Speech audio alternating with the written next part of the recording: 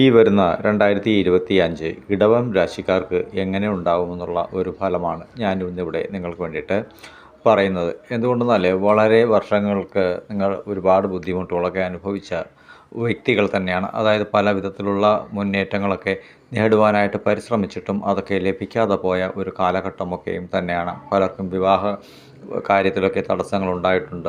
അതുപോലെ തൊഴിൽപരമായ കാര്യങ്ങളിലാണെങ്കിൽ പിന്നെ പ്രത്യേകമായിട്ട് എടുത്ത് പറയേണ്ട കാര്യമൊന്നുമില്ല. അതായത് ശുക്രൻ്റെ വീട് ആണെന്ന് പറഞ്ഞിട്ടൊന്നും കാര്യമില്ല. പക്ഷേ ശുക്രൻ വേറെ വല്ല വീടുകളിലുമായിരുന്നു സഞ്ചരിച്ചിരുന്നത് എന്നാണ് ഇവിടെ മനസ്സിലാക്കുവാനായിട്ടൊക്കെ കഴിയുന്നത്. അപ്പോൾ ഈ ഒരു കാലഘട്ടം 2025 നിങ്ങൾക്ക് എന്തൊക്കെ വിധത്തിലുള്ള മാറ്റങ്ങൾ തരും? അതായത് ഇപ്പോൾ ഉള്ള ഗുരുവിൻ്റെ ആ ഒരു വക്രഗതിയും അതുപോലെ ഇനി വരുന്ന ശനീശ്വരൻ്റെ ആ ഒരു വക്രഗതി മാറ്റവുമൊക്കെ നിങ്ങൾക്ക് എന്തൊക്കെ ഫലം നൽകും എന്നുള്ളതാണ് ഇവിടെ നോക്കുന്നത്. അതുപോലെ തന്നെ രാഹുവിൻ്റെയും കേതുവിൻ്റെയൊക്കെ ആ ഒരു സഞ്ചാരം നിങ്ങൾക്ക് എന്തൊക്കെ വിധത്തിലുള്ള ഫലങ്ങൾ നൽകുമെന്നൊക്കെ ഉള്ള ഒരു മറുപടിയാണ് ഞാനിന്നിവിടെ നിങ്ങൾക്ക് വേണ്ടിയിട്ട് പറയുന്നത്. എല്ലാവരും നല്ല ശ്രദ്ധയോടുകൂടി കേൾക്കുക, അതിനനുസരിച്ച് മുന്നോട്ട് സഞ്ചരിക്കുവാനായിട്ട് പരിശ്രമിക്കുക എന്നതാണ് എനിക്ക് പറയുവാനുള്ളത്. ഈ പറയുന്നതൊക്കെയും ഞങ്ങൾ കുറേ വർഷങ്ങളായിട്ട് കേൾക്കുന്നത് തന്നെ, എന്നാൽ ഒന്നും തന്നെ ഫലമുണ്ടാകുന്നില്ല എന്ന ചിന്താഗതിയായിരിക്കും താങ്കൾക്ക്.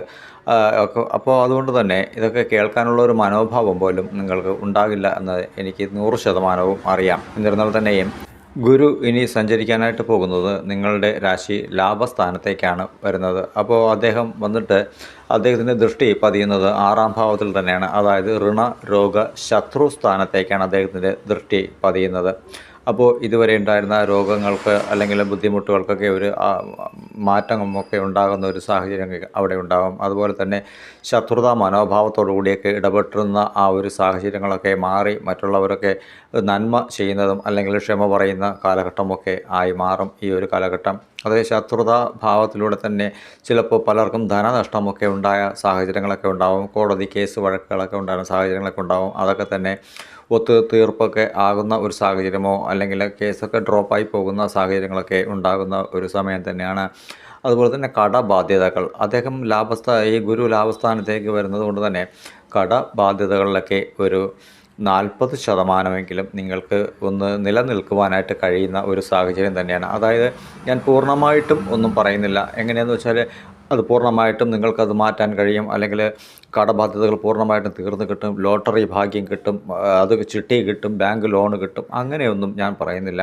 എന്നിരുന്നാൽ തന്നെയും ഇതുവരെ ഉണ്ടായിരുന്ന തടസ്സങ്ങളൊക്കെ നീങ്ങുന്ന ഒരു സാഹചര്യം തന്നെയാണ് ഈ വരുന്ന 2025 തീർച്ചയായിട്ടും നിങ്ങൾക്ക് തരുന്നത്. അപ്പോൾ അവിടെ ലക്ഷ്മി ദേവിയുടെ ഒരു അനുഗ്രഹമൊക്കെ നിങ്ങൾക്ക് വരുമെന്നാണ്. ഗുരു അവിടെ ലാഭസ്ഥാനത്തേക്ക് വരികയാണെങ്കിൽ ലക്ഷ്മി ദേവിയുടെ ഒരു അനുഗ്രഹം നിങ്ങൾക്ക് ഉണ്ടാകും. അതായത് പൂർണ്ണമായ ഒരു ഫലം അല്ലെങ്കിൽ തന്നെയും ഇപ്പോൾ തൊഴിൽപരമായി കോൺട്രാക്റ്റ് വർക്കൊക്കെ ചെയ്തുകൊണ്ടിരിക്കുന്ന പലർക്കും തന്നെ പല ഇടങ്ങളിലും തൊഴിലൊക്കെ തടസ്സപ്പെട്ട് നിൽക്കുന്ന സാഹചര്യങ്ങളൊക്കെ ഉണ്ടാകും. അതുപോലെ കുടുംബപരമായ സ്വത്തുക്കളൊക്കെ എഴുതി തരാമെന്നൊക്കെ പറഞ്ഞിട്ടും പറ്റിച്ച് അതൊക്കെ എഴുതി തരാത്ത ഒരു സാഹചര്യങ്ങളൊക്കെ ഉണ്ടാകും. അപ്പോൾ ഇനി എഴുതി തരാത്ത ആൾക്കാർക്ക് അവിടെയൊക്കെ ബുദ്ധിമുട്ടുകളൊക്കെ ഉണ്ടാകുന്ന സാഹചര്യം തന്നെയാണ്. അപ്പോൾ മാക്സിമം എഴുതി തരാതെ ഇരിക്കാനുള്ള ഒരു സാഹചര്യം അവർക്ക് ഉണ്ടാകുന്നില്ല.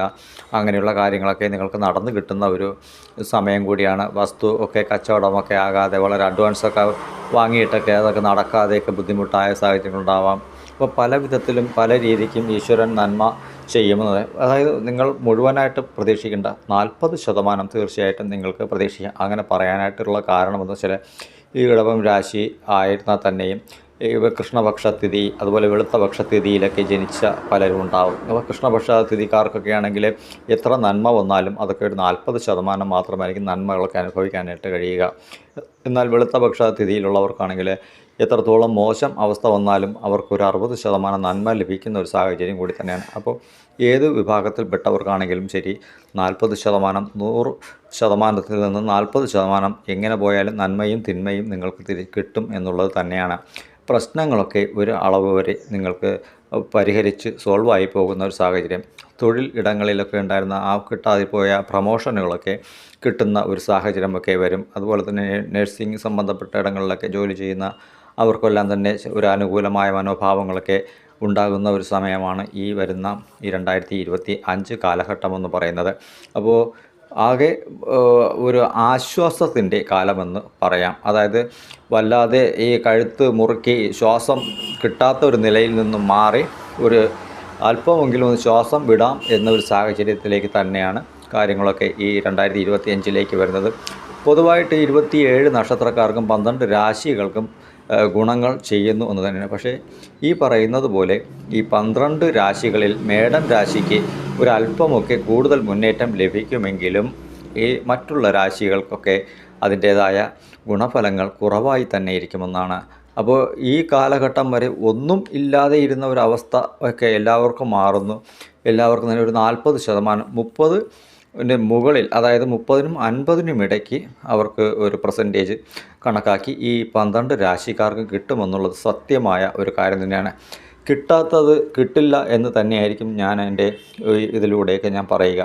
കിട്ടുന്നത് കിട്ടും എന്ന് തന്നെയാണ് പറയുക. അപ്പോൾ കിട്ടാത്തതിനെ കിട്ടും, ലോട്ടറി എടുക്കുക, ലോട്ടറി അടിക്കുമെന്നോ അങ്ങനെയൊക്കെ ഞാൻ പറഞ്ഞ ആൾക്കാരെ ഒന്നും പറ്റിക്കാറില്ല. കാരണം ഈ അനുഭവങ്ങളൊക്കെയും എനിക്കും കൂടി ബാധകമാണ് എന്നുള്ളത് കൊണ്ട് തന്നെയാണ്. എനിക്കും എൻ്റെ കുടുംബത്തിനും ഇതൊക്കെയും ബാധകം തന്നെയാണ്. അപ്പോൾ ഞാൻ എൻ്റെ ജാതകവും എൻ്റെ കുടുംബത്തിലുള്ളവരുടെ ജാതകങ്ങളൊക്കെയും കൂടി ഞാൻ പരിശോധിക്കാറുണ്ട്. അപ്പോൾ ഈ സാഹചര്യങ്ങൾ എനിക്ക് അനുകൂലം അല്ല എന്നുണ്ടെങ്കിൽ മറ്റുള്ളവർക്ക് അത് എങ്ങനെയാണ് ലഭിക്കുക എന്ന ചിന്താഗതി എന്നിലേക്ക് വരുന്നത് കൊണ്ട് തന്നെ ഒരു പറ്റിക്കൽ എന്നൊരു രീതി എനിക്കില്ല എന്ന് തന്നെയാണ് എനിക്ക് പറയാനായിട്ട് കഴിയുക.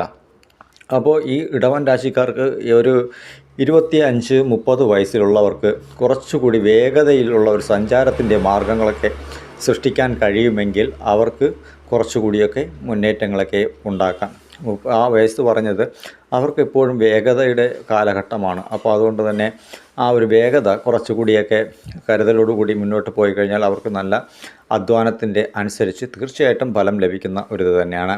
അതുപോലെ തന്നെ 30 മുതൽ 50 വയസ്സുള്ളവരൊക്കെ ഏതാണ്ട് ചിലപ്പോൾ കടബാധ്യതകളിലൊക്കെ പെട്ട് അങ്ങനെ വളരെ പ്രശ്നങ്ങളിലൊക്കെ നിൽക്കുന്ന ഒരു സാഹചര്യം. കല്യാണമൊക്കെ നടത്തി വിട്ട് കടമൊക്കെ വന്ന് നിൽക്കുന്ന ആൾക്കാരുണ്ടാവാം. പല രീതിക്കും പ്രത്യേകമായിട്ട് അങ്ങനെ ഒരു പ്രശ്നങ്ങൾ പറയാൻ തന്നെയില്ല. അപ്പോൾ അങ്ങനെയൊക്കെ ഉള്ളവർക്കും ഒരു ആശ്വാസകാലം എന്ന് തന്നെയാണ്. അതായത് ഒരു സഹായ ഹസ്തം എവിടെ നിന്നോ വരുന്നു എന്ന് തന്നെയാണ് മനസ്സിലാക്കാനായിട്ട് കഴിയുക. അപ്പോൾ ഇവിടെ ഒരു ആശ്വാസത്തിൻ്റെ കാലം തന്നെയാണ്. ഇപ്പോൾ വീട് വയ്ക്കാനൊക്കെ ആഗ്രഹിക്കുന്ന ഒരാൾക്കാരാണെങ്കിൽ പോലും അവർക്ക് എന്തെങ്കിലും വിധത്തിലുള്ള ഒരു പേപ്പർ വർക്കൊക്കെ നടന്നു കിട്ടുന്ന ഒരു സമയം തന്നെയാണ്. അതായത് ഇപ്പോൾ 5 വർഷം കൊണ്ടൊക്കെ ഈ സർക്കാരിൻ്റെ വീട് പദ്ധതിക്കൊക്കെ കൊടുത്തവർക്കൊക്കെയും അതിൻ്റേതായ ഒരു പേപ്പറൊക്കെ കിട്ടുന്ന ഒരു സാഹചര്യം തന്നെ.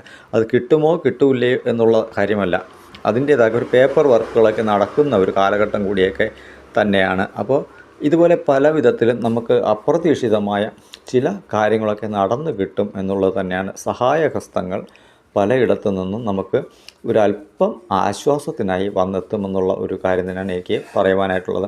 അപ്പോൾ ഇതൊരു മുന്നറിയിപ്പ് പോലുള്ള ഒരു വീഡിയോ ആയിട്ടാണ് ഞാനിവിടെ ചെയ്തു തരുന്നത്. അപ്പോൾ അതുകൊണ്ട് തന്നെ ഇനി വരുന്ന ആ ഒരു കാലം, അതായത് ജനുവരി മാസത്തിൽ ഞാൻ അതിൻ്റെ ആ ഒരു കറക്റ്റ് പോയിൻ്റൊക്കെ വെച്ചിട്ട് നിലവിലുള്ള ഞാൻ 3 വിഭാഗം കണക്കായിട്ടാണ് ഈ ഒരു ഇതൊക്കെ പരിശോധിച്ചായിട്ടൊക്കെ അയക്കുന്നത്. അപ്പോൾ അതിൻ്റേതായ സമയം കാൽക്കുലേഷൻ ചെയ്യും, വയസ്സ് കാൽക്കുലേഷൻ ചെയ്യും.